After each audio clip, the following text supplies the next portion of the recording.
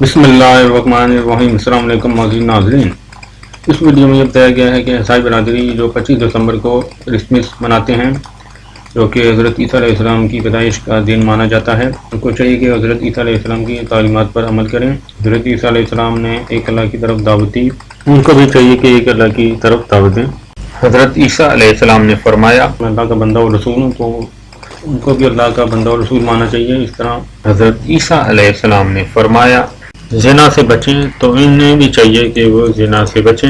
وہ اللہ جو حضرت آدم علیہ السلام کو بغیر باپ اور بغیر ماں کے پیدا کر سکتا ہے، تو وہ اللہ حضرت عیسیٰ علیہ السلام کو بغیر باپ کے کیوں نہیں پیدا کر سکتا؟ یقیناً کر سکتا ہے، کیونکہ وہ ہر چیز پر قادر ہے۔ عیسائیوں چاہیے، ان عیسائی برادری کو چاہیے کہ وہ حق کی تلاش میں کوشش کریں تاکہ ان کی کامیابی ہو دنیا و آخرت میں۔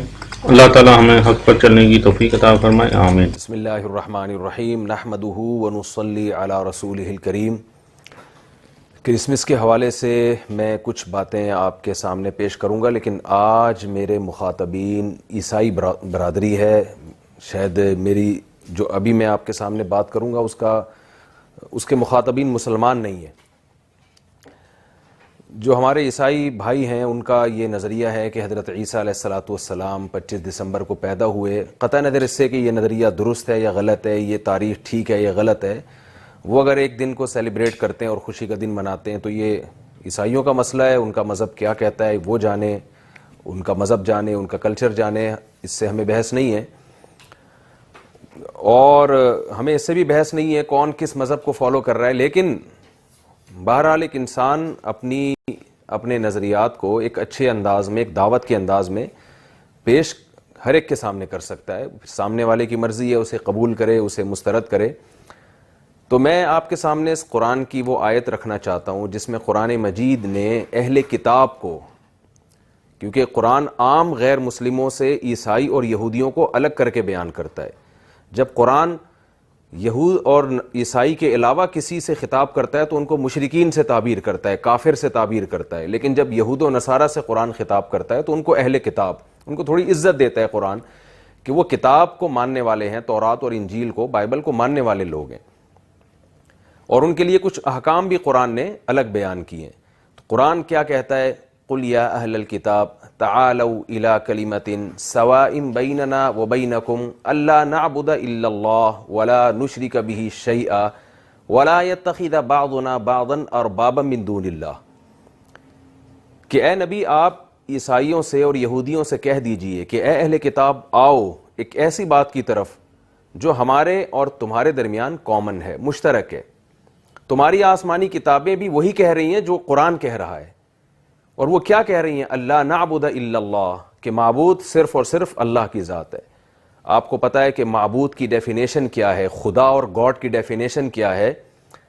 کہ جو کچھ کرنے میں کسی لاجک کا، کسی سبب کا محتاج نہ ہو۔ وہ آدم کو براہ راست مٹی سے پیدا کر سکتا ہے، وہ کچھ بھی کرنے میں، وہ عیسیٰ ابن مریم کو بغیر باپ کے پیدا کر سکتا ہے۔ اس دنیا کو اللہ تعالیٰ نے کچھ اصولوں میں بند کر دیا ہے۔ جب ہمیں کوئی چیز جلانی پڑتی ہے تو اس کے لیے ہمیں آگ کا سہارا لینا پڑے گا، لیکن اللہ تعالیٰ اس پر قدرت رکھتے ہیں کہ ابراہیم علیہ السلام کو آگ میں ڈالا جائے اور وہ آگ میں ڈلنے کے باوجود بھی نہ جلیں۔ یہ بات یہود بھی مانتے ہیں، یہ عیسائی بھی مانتے ہیں، یہ بات مسلمان بھی مانتے ہیں۔ تو اللہ کی ذات وہ واحد ذات ہے جو کچھ کرنے میں کسی سبب کی محتاج نہیں ہے۔ وہ آگ میں جلتے ہوئے کو بھی آگ سے بچا سکتا ہے، وہ سمندر میں ڈوبتے ہوئے کو بھی بچا سکتا ہے۔ تو قرآن اہل کتاب کو دعوت دے رہا ہے، تعالوا آؤ ایسی بات کی طرف جو ہمارے اور تمہارے درمیان مشترک ہے۔ تو اسلام میں اور اہل کتاب میں بہت سی باتیں مشترک ہیں، لیکن اسلام یہ کہتا ہے کہ جو ہمارے اور تمہارے درمیان مشترک ہے وہ عقیدہ توحید ہے، اور عقیدہ توحید کا مفہوم یہ ہے کہ خدا صرف ایک ہے، صرف زبان کی حد تک نہیں بلکہ حقیقت میں بھی۔ آپ نے اس خدا کے سوا کسی کو نہیں پکارنا، لم یلد ولم یولد، نہ اس نے کسی کو جنا نہ وہ کسی سے پیدا کیا گیا۔ اور قرآن حضرت عیسیٰ ابن مریم کی مثال دیتا ہے کہ اللہ نے حضرت عیسیٰ کو بغیر باپ کے پیدا کیا۔ ان مثل عیسیٰ عند اللہ کمثل آدم، یہ قرآن کی آیت ہے کہ عیسیٰ کی مثال، مسیح کی مثال اللہ کی نظر میں ایسے ہے جیسے آدم کی مثال.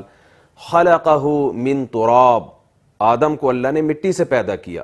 آدم کے نہ باپ تھا نہ آدم کی ماں تھی، تو آدم بھی اللہ کے ایک بندے تھے، وہ معبود نہیں ہے، نہ وہ خدا کے بیٹے ہیں. اللہ نے اپنی قدرت سے بغیر باپ اور بغیر ماں کے آدم کو پیدا کر دیا. تو قرآن یہ کہتا ہے کہ آدم کی، عیسیٰ کی مثال بھی آدم کی ہے.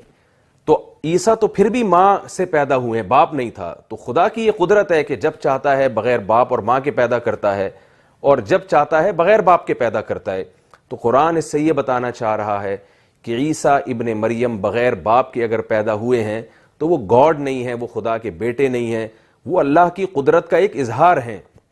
وَكَلِمَتُهُ أَلْقَاهَا إِلَى مریم، اللہ نے کلمہ کن کی طاقت سے ان کو پیدا کیا. یہ کلمہ کن کی طاقت حضرت مریم کے رحم میں یہ روح پھونکی گئی ہے، اور اس کن کی طاقت سے اللہ نے عیسیٰ ابن مریم کو پیدا کیا. اس لیے عیسیٰ ابن مریم کو کلمت اللہ کہا جاتا ہے، اللہ کا کلمہ. تو الحق من ربک، قرآن کا حق وہ ہے جو تیرا رب بیان کر رہا ہے. فلا تکونن من الممترین، آپ شک کرنے والوں میں ہرگز نہ ہو.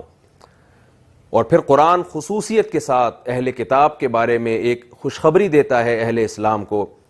وَلَتَجِدَنَّ أَقْرَبَهُمْ مَوَدَّةً لِلَّذِينَ آمَنُوا الَّذِينَ قَالُوا إِنَّا نَصَارَى.